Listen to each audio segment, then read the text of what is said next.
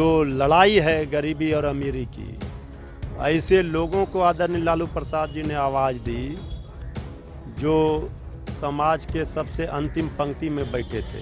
अपना सत्ता का मलाई खाने के लिए सत्ता में बनी रही। वो भी अवसर मिला जब आदरणीय नीतीश कुमार जी के कंधे पर चढ़कर ही वो सत्ता में आ पाई। नमस्कार, आप देख रहे हैं न्यूज़ फॉर नेशन। मैं आपके साथ अभय सिंह। केंद्रीय मंत्री गिरिराज सिंह का कहना है कि पिछले 33 सालों में सिर्फ बिहार में 2 ही जाति का विकास हुआ है।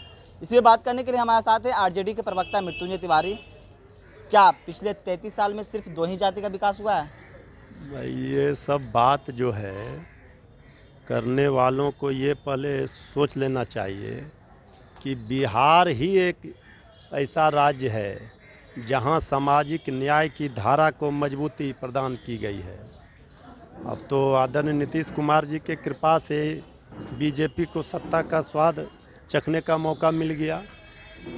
बीजेपी ने तो अपना विकास 12-13 वर्षों तक सरकार में रह के कर लिया, लेकिन बिहार में जो लड़ाई है गरीबी और अमीरी की, ऐसे लोगों को आदरणीय लालू प्रसाद जी ने आवाज़ दी जो समाज के सबसे अंतिम पंक्ति में बैठे थे।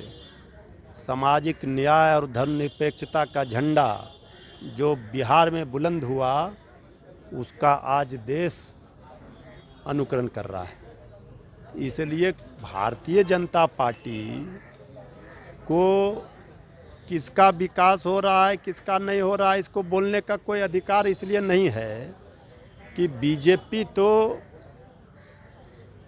जब मौका मिला बिहार के लिए तो कुछ किया नहीं और अपना सत्ता का मलाई खाने के लिए सत्ता में बनी रही। वो भी अवसर मिला जब आदरणीय नीतीश कुमार जी के कंधे पर चढ़कर ही वो सत्ता में आ पाई। बीजेपी क्या बोलेगी? ये तो नारा खाली देती है, कुछ का साथ, कुछ का विकास और कुछ का विश्वास। करती क्या है उल्टा? ये जो है बीजेपी जो नारा देती है सबका साथ, सबका विकास, सबका विश्वास, और करती क्या है?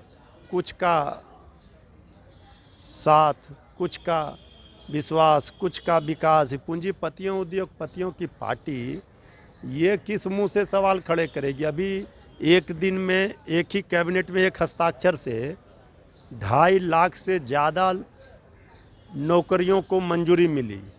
तो इसमें सबका विकास नहीं दिख रहा है?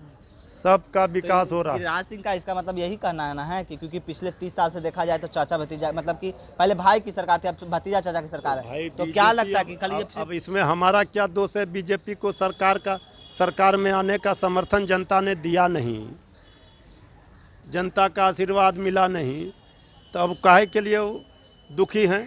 आदरणीय गिरिराज बाबू को ये बताना चाहिए कि आखिर भारतीय जनता पार्टी अपने पैरों पर बिहार में क्यों नहीं खड़ा हो सकी। पहले जा कर के सबका जनता का समर्थन जुटाएं।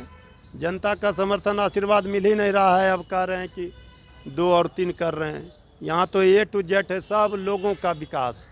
लेकिन आप लोग की सरकार आते ही क्यों जाति की बात आने लगती है? जाति आधारित जनगणना में जाति की बात कहाँ है? जो विकास के धारा में पीछे छूट गए हमारे भाई। कोई शरीर का अंग अगर कमज़ोर है तो उसको मजबूत करना चाहिए, यही ना है। तो इसीलिए ना हम लोग कर रहे हैं कि सभी लोगों को मजबूती प्रदान करें।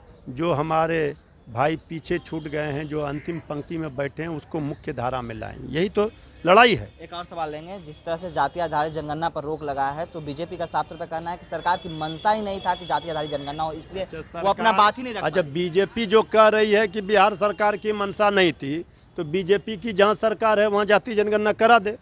हम लोगों ने तो मांग किया था ना, आदरणीय नीतीश कुमार जी ने, सर्वदलीय प्रतिनिधि मंडल ने। तो केंद्र में सरकार में है बीजेपी करा दे, पूरे देश में जाति जनगणना करा दे जहाँ जहाँ बीजेपी शासित राज्य है। ये सब बीजेपी बकवास कर रही है।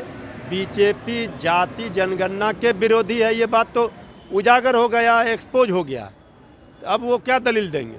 चलिए, ये थे हमारे साथ आरजेडी के प्रवक्ता मृत्युंजय तिवारी। उन्होंने साफ तौर पर कहा है कि जो बीजेपी है वो जातिगत जनगणना की विरोध करते हैं और आज बोल रहे हैं कि जाति आधारित जनगणना नहीं करवा रही है। तो उनका कहना है कि जहाँ जहाँ बीजेपी की सरकार है वहाँ क्यों नहीं जाति आधारित जनगणना करवाया जा रहा है। इस तमाम खबरों को न्यूज़ 4 नेशन के साथ नमस्कार।